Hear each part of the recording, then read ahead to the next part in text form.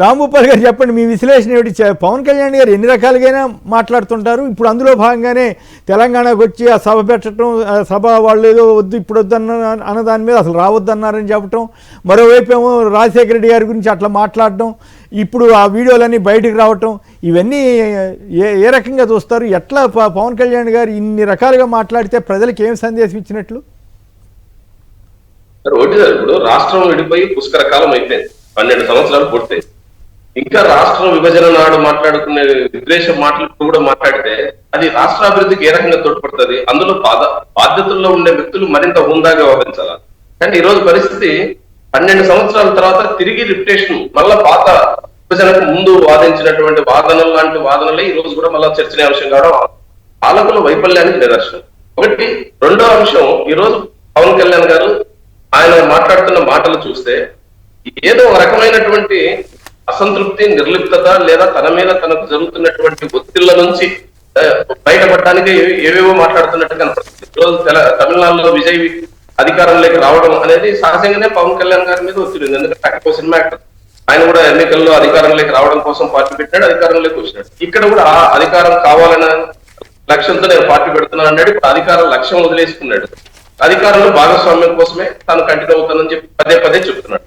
ఇట్లాంటి స్థితిలో సహజంగా వాళ్ళ పార్టీలో ఉన్నటువంటి యువత అసంతృప్తికి గురవుతున్నారు. ఆ అసంతృప్తి నుంచి ఈ పవన్ కళ్యాణ్ గారు ఈ రకమైన ఇరిటేషన్ లో మాట్లాడుతున్నాడేమో ఒకటి చూడాల్సింది. రెండోది, తెలంగాణలో వివాదంలోకి లాగడం అనేది ఏ రకంగా మన రాష్ట్రానికి ఉపయోగపడుతుంది? ముఖ్యంగా అధికారంలో ఉండేటువంటి ప్రభుత్వం, అందులో భాగస్వామిగా ఉన్నటువంటి ఉప ముఖ్యమంత్రి గారు పదే పదే తెలంగాణ విషయాన్ని లేవనెత్తున్నారు. ఎక్కడ స్టార్ట్ అయింది ఇది? ప్రొఫెసర్ నాగేశ్వర్ గారు మాట్లాడినటువంటి ఒక వార్తకు సంబంధించిన విషయంతో ప్రారంభించి దాన్ని ఈ రోజు 2 రాష్ట్రాల మధ్య వివాదంగా, 2 ప్రాంతాల తగాదంగా మారుస్తున్నాడు. అది ఆల్రెడీ క్లోజ్ అయిపోయింది. ప్రొఫెసర్ నాగేశ్వర్ గారు ఆయన చేసిన వ్యాఖ్యలు ఆయన ఉపసంహరించుకున్నాడు. ప్రభుత్వం కూడా ఇంతకంటే ముందుకు పోవద్దని చెప్పేసి పవన్ కళ్యాణ్ గారు చెప్పినట్టు వార్తలు వచ్చినాయి.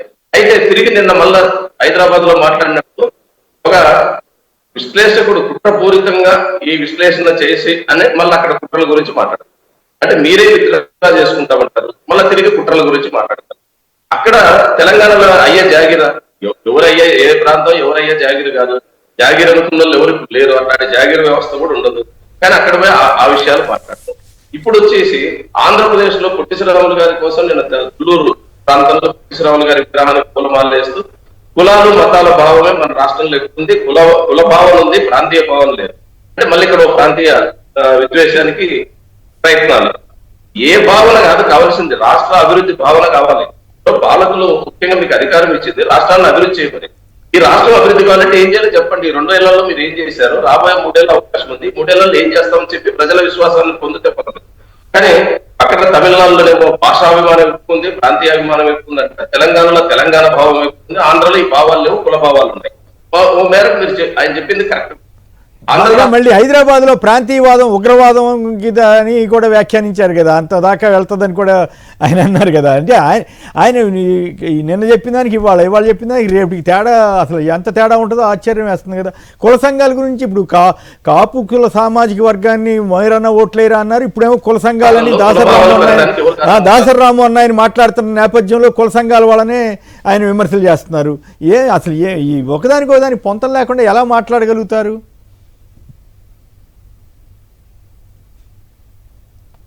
రాంభూపాల్ గారు ఫ్రీజ్ అయినట్లుందా? రైట్. విష్ణు గారు చెప్పండి, రాజశేఖర రెడ్డి గారిని మీద ఇప్పుడు ఎందుకు ఆయన సడన్గా రాజశేఖర రెడ్డి గారి పేరు తీసుకురావడం? రాంభూపాల్ గారు ప్లీజ్ కంటిన్యూ.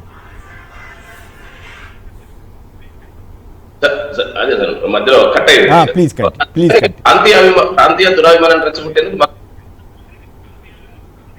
మళ్ళీ ఏదో ప్లీజ్ కంటిన్యూ. తుళ్ళూరులో వచ్చి నిన్న పొట్టి శ్రీరాములు గారి విగ్రహానికి పూలమాలేసి అక్కడ ప్రాంతీయ అభిమానాన్ని గురించి మేము అడుగుతున్నది, ప్రభుత్వం మీరు అధికారంలో 2 సంవత్సరాలు అయింది. ఈ 2 సంవత్సరాలు ఏం చేశారో, రాబోయే 3 ఏళ్లలో ఏం చేస్తారో ప్రజలకు చెప్పి విశ్వాసాన్ని పొందండి. అది వదిలేసి తిరిగి మళ్ళీ ప్రాంతాల కులాల గురించి మాట్లాడుతున్నారు. ఆంధ్ర రాష్ట్రంలో కులాల ఆ భావం పెరిగిన మాట నిజం. ఎవరు పెంచారు? పాలకుల ప్రమేయం లేదా? ఎన్నికల అవసరాల కోసం కులాల గురించి మాట్లాడలేదా? కుల ప్రస్తావనలు పదే పదే చేస్తున్నది పాలక పార్టీలు కదా. ప్రజల్లో ఏ కుల భావాలు లేవు. వాళ్ళకి కావాల్సింది మన భవిష్యత్తు ఏమిటి, మన పిల్లల భవిష్యత్తు ఏమిటి, రేపు భవిష్యత్తులో పని ఏమి. అదేవిధంగా ఈ రోజు ప్రభుత్వ పథకాలు అందుతాయా, అందవా, ఉపాధి హామీ పథకానికి పనులు దొరుకుతాయా లేదా అని పేదల సమస్య అంతా కడుపు సమస్య. కానీ కుల సమస్య ఎవరు తీసుకొచ్చింది? పాలకులు. అధికారం కోసం రాజకీయ పార్టీలు కుల సమస్యను ముందు తీసుకొస్తారు. ఆ కులాల గురించి అధికారంలోకి వచ్చి ఇప్పుడు ఆ కులాల గురించి మాట్లాడొద్దు, నేను మాట్లాడినప్పుడే కులం మాట్లాడండి, నేను మానేసినప్పుడు కులాల గురించి మాట్లాడొద్దు అంటే ఎట్లా అవుతుంది? ఒకసారి బీజం నాటిన తర్వాత అది ప్రజల్లో అది బలపడుతుంది, దాని ప్రభావం కూడా తీవ్రంగా ఉంటుంది. రైట్. విష్ణు గారు చెప్పండి, పవన్ కళ్యాణ్ గారు గన్ కథ గురించి మీరేమంటారు? సార్, ఆయన ఎంత మాట్లాడుకుంటే అంత మంచిది. ఆయన మాట్లాడినటువంటి మాటలు ఆయనే ఖండించుకుంటారు. ఎక్కడికి వెళ్తే ఎప్పుడు ఏ రకంగా మాట్లాడతారో, ఎన్ని అబద్ధాలు చెప్తారో, ఎన్ని అసందర్భమైనటువంటి మాటలు మాట్లాడతారో ఈ మధ్య మనం సోషల్ మీడియాలో చూస్తూ ఉంటాం. నేను ఎక్కడ పుట్టాను అని చెప్పి 6 చోట్ల పుట్టినట్టుగా ఆయన చెప్పాడు. ఒక వీడియో ఒకటి తిరుగుతుంది. అట్లా ఉంటుంది ఆయన యొక్క రాజకీయ పరిజ్ఞానం కానీ రాజకీయానికి సంబంధించినటువంటి విమర్శలు కానీ. ఎందుకంటే రాజశేఖర రెడ్డి గారు వీళ్ళ గురించి ఆఫీసర్ని పంపించి వీళ్ళ మీద ఏదో కేసులు పెట్టి అన్యాయంగా పెట్టినట్టుగా ఒక బిల్డప్ ఇవ్వడం కోసం ఒక ప్రయత్నం చేశారు. అది గాలిపోయింది కదా, తుస్మంది కదా. దానికి కారణం తుపాకీ సరెండర్ చేశానన్నాడు. ఎందుకు సరెండర్ చేశాడు? ఏ కారణంతో సరెండర్ చేశాడు? ఆ రోజు ఉన్నటువంటి పరిస్థితుల్లో వాళ్ళ కుటుంబంలోనే వాళ్ళ కూతురు, వాళ్ళ సంబంధించినటువంటి వాళ్ళు కంప్లైంట్ ఇస్తే పోలీసులు పిలిస్తే తీసుకుని వెళ్ళి పోలీస్ స్టేషన్లో తుపాకీ సరెండర్ చేయడం. దానికి ఆయన ఏదో పెద్ద ఎత్తున బిల్డప్ ఇచ్చుకోవాలని చెప్పిన ఒక ప్రయత్నం చేస్తా ఉన్నాడు.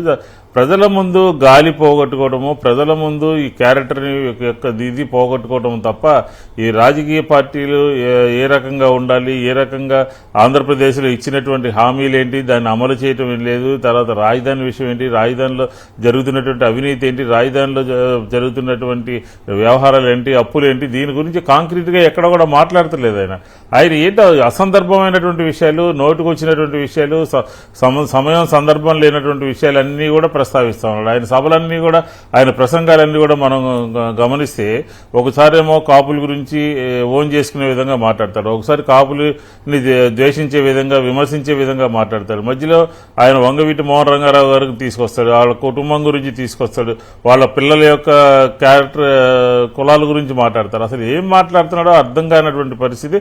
నన్ను అడిగితే ఆయన మానానికి ఆయన వదిలేస్తే ఉమ్మడి ఆంధ్రప్రదేశ్లో వివిధ కోణాల్లో ఒక మనిషి ఉంటాడు, ఏ రకంగా ఎప్పుడు ఎలా మాట్లాడతాడు, ఏ రకంగా ఆ క్యారెక్టర్ యొక్క విషయం ఏంటి, ఆ క్యారెక్టర్ మాట్లాడే మాటలకు విలువ ఉందా లేదా అనే విషయాలు ఆంధ్రప్రదేశ్ ప్రజలందరూ కూడా కూలంకుషంగా, పూర్తిగా, సమగ్రంగా ఆయన్ని స్టడీ చేశారు. కాబట్టి నేను అడిగితే పవన్ కళ్యాణ్ వదిలేయడం మంచిది. ఆయన మాట్లాడి ఆయనే గాలి తీసుకుంటున్నాడు. కాదు, వదిలేయటం అంటే ఆయనకి ఏ పార్టీ, ఆయన ఒక ఉప ముఖ్యమంత్రిగా ఉన్నాడు, ఒక పార్టీ అధ్యక్షుడిగా ఉన్నాడు, పైగా 2 రాష్ట్రాల్లో కూడా నేను పవర్ఫుల్ అని ఆయనే అనుకుంటారు. కాబట్టి సహజంగానే ఆయనకి అభిమానం ఉంటుంది. కాబట్టి న్యాచురల్ చర్చనీయాంశం అవుతుంది కదా. ఆయన మాట్లాడిన దానికి ఏమన్నా కొత్త విషయం ఏమైనా చెబుతారా, లేకపోతే మంచి జనానికి పనికొచ్చే విషయం చెబుతారా అనేది కూడా చూస్తారు కదా. మరి ఆయనే కులాలు కావాలంటాడు, ఆయనే కులాలు వద్దంటాడు, ఆయనే ప్రాంతీయ పార్టీలతో పొత్తు పెట్టుకుంటాడు, ఆయనే వద్దంటాడు, ప్రాంతీయవాదం, ఉగ్రవాదం అంటాడు, ఆయనే ఇది రకరకాలుగా. నేను ఎందుకు అంటున్నానంటే ఆ మాట, ఆయన్ని నిశ్చితంగా గమనిస్తే చంద్రబాబు నాయుడు గారి విషయంలో ఏ రకంగా మాట్లాడాడు, లోకేష్ గారి విషయంలో ఏ రకంగా మాట్లాడాడు, లేకపోతే తెలుగుదేశం పార్టీ మీద, ప్రభుత్వం మీద ఆయన అప్పుడే మాట్లాడాడు, ఇప్పుడే మాట్లాడాడు, ఇట్లా రకరకాలుగా ఉందండి. ఆయన మాట్లాడిన గుర్తుపెట్టుకోవాలంటే చాలా కష్టమైన పని కూడా. ఎందుకంటే ఎప్పుడు సడన్ గా ఏం మాట్లాడతాడో తెలియదు. మోడీ గారి గురించి ఏం మాట్లాడాడు, ఉత్తరాది గురించి ఏం మాట్లాడాడు, భారతీయ జనతా పార్టీ గురించి ఏం మాట్లాడాడు, ఇట్లాగా ఆయన ఒక బేస్లెస్ గా, ఒక కాంక్రీట్ గా చేయనటువంటి కమ్యూనిస్టుల గురించి ఏం మాట్లాడాడు, ఒక సందర్భంలో ఏం మాట్లాడాడు, ఇంకో సందర్భంలో ఏం మాట్లాడాడు అని అనేక రకాలుగా. కాబట్టి విష్ణు గారు తాజాగా నేను గద్దర్ గారి కుమార్తె కూడా ఖండించింది, పవన్ కళ్యాణ్ గారు ఏంటి మా నాన్నని కూడా అప్రదిష్ట పాలు చేస్తున్నారు అన్నట్టుగా ఆవిడ ఖండించింది. గద్దర్కి నేను సాయం చేశానంటారు. గద్దరు ఏ గవర్నమెంట్లో, తెలుగుదేశం గవర్నమెంట్లోనే కదా ఆయనకి మీద కాల్పులు జరిగింది, వెనుపోసలోకి ఎగిరిగింది. మరి ఆ పార్టీకి ఎట్లా మద్దతిస్తున్నాం అనేది. వంగవీటి రంగా గారి హత్య జరిగింది తెలుగుదేశం హయాంలోనే, తెలుగుదేశం వారే చేశారనే ఆరోపణ. మరి వాళ్ళకి ఎట్లా మద్దతిస్తున్నామని వీళ్ళు అడుగుతారు. అటువంటి వాటికి ఏం సమాధానం చెప్పరేంటి ఆయన? అసలు కాదు సార్, ఆయన మాట్లాడిన ఆయనే ఖండిస్తుంటాడు, మన దాకా అవసరం లేదు. ఆయన చెప్పినటువంటి స్టేట్మెంట్స్ ని తిరిగి రెండో సభలో ఆయనే ఖండించుకుంటాడు, ఆయనే వివరణ ఇస్తాడు, ఆయనే ముందు మాట్లాడిన తప్పని చెప్పని ఆయనే నిరూపించుకుంటాడు. కాబట్టి ఇప్పుడు గద్దర్ గారి విషయంలో ఉంది, రాత్రి ఒక వీడియో ప్లే అయింది, వాళ్ళ అమ్మాయి మాట్లాడినటువంటి మాటలు కానీ ఆయన గురించి మాట్లాడితే ఏ రకంగా మాట్లాడాడు. అలాగే వంగవీటి మోహన్ గారు ఎవరి హయాంలో హత్య జరిగిందండి? ఎవరి హయాంలో హత్య జరిగింది చెప్పండి? తెలుగుదేశం హయాంలో.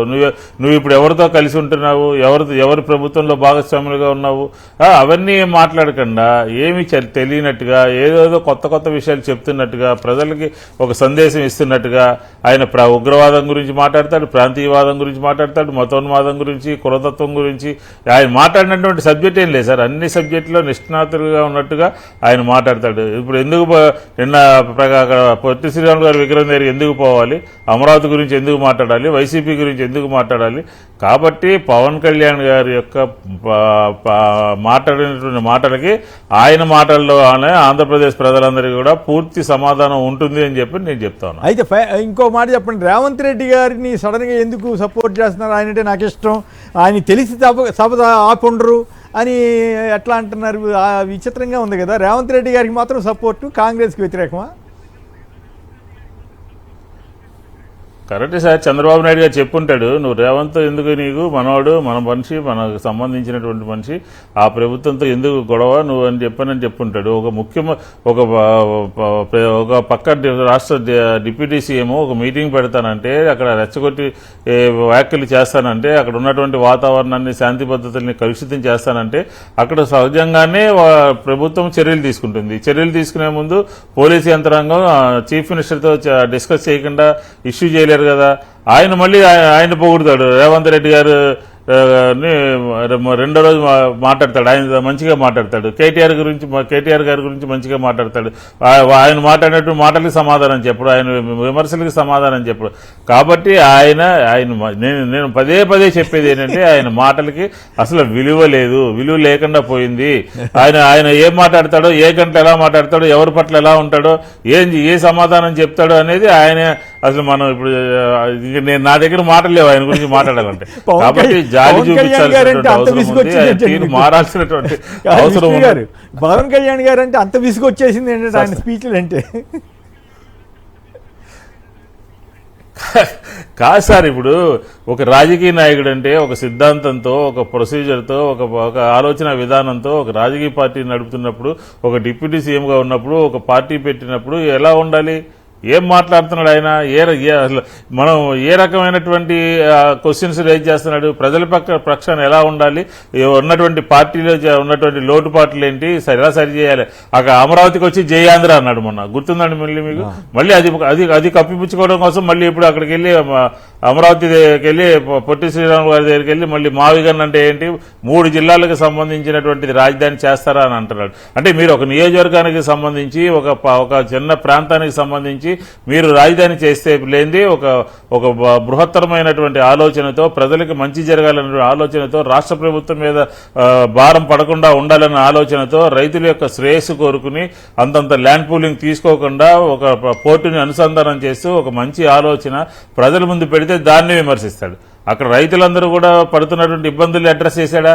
అక్కడ సంబంధించినటువంటి వాళ్ళకి ఫస్ట్ ఫేజ్లో ఉన్నటువంటి వాళ్ళకి ఉన్నటువంటి సమస్యలు ఏమైనా అడ్రస్ చేశాడా? సెకండ్ ఫేజ్లో ఉన్నటువంటి వాళ్ళ సమస్యలకు ఏమైనా అడ్రస్ చేశాడా? ఆయన తెలుగుదేశానికి దూరంగా ఉన్నప్పుడు మనకు గుర్తుంటుంది, మరి అక్కడ పోయి అన్నం తిని నేను మీ అందరికీ అండగా ఉంటాను అని చెప్పారు కదా, ఆ మాట గుర్తులేదు ఆయనకి. కాబట్టి పవన్ కళ్యాణ్ గారి స్టాండ్ అంటే స్టాండ్లెస్, పొలిటికల్ సిద్ధాంతం లెస్, అన్ని లెస్సులతో ఆయన నడుస్తున్నాడు. కాబట్టి మనం దీని మీద జాలి పడటమే నాకున్నటువంటి ముందున్నటువంటి రైట్.